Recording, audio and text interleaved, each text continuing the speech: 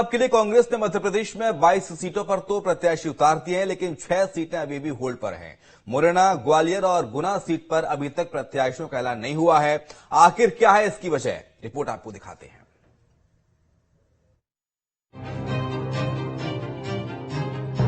लोकसभा चुनाव में प्रत्याशियों की घोषणा देरी से करना कांग्रेस के लिए मुश्किलें खड़ी कर सकता है, क्योंकि अब समय कम बचा है। लेकिन कांग्रेस की ओर से 6 सीटें अभी भी होल्ड पर हैं।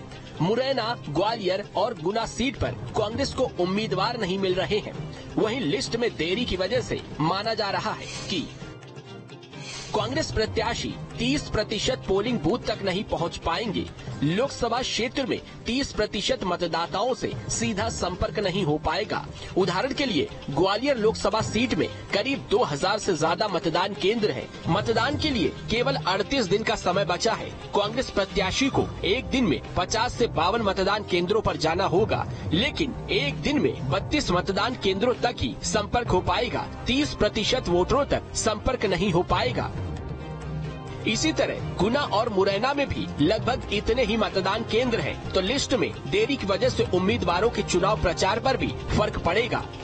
फिर भी कांग्रेस पार्टी को उम्मीद है कि संगठन चुनाव लड़ेगा और पार्टी जीतेगी। तो दूसरी ओर बीजेपी के प्रत्याशी हर विधानसभा में प्रचार का एक राउंड पूरा कर चुके हैं।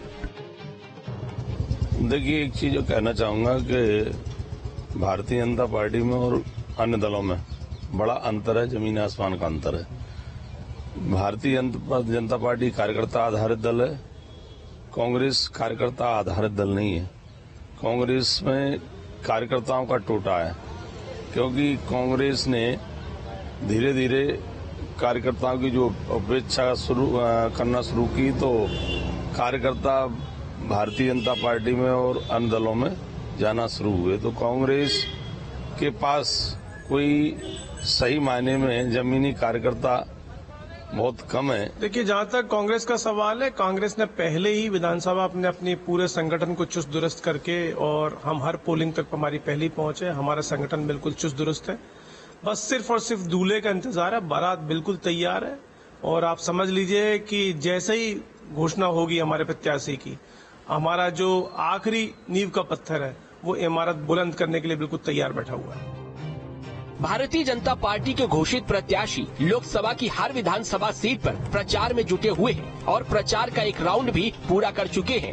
ऐसे में लिस्ट में देरी करना कांग्रेस पार्टी के लिए मुश्किलें खड़ी कर सकता है। समय की दृष्टि से तो कोई बड़ा नुकसान नहीं होता है, क्योंकि चाहे जितना समय मिल जाए, लोकसभा के क्षेत्र में पूरे में कोई ढूंढ ही सकता है।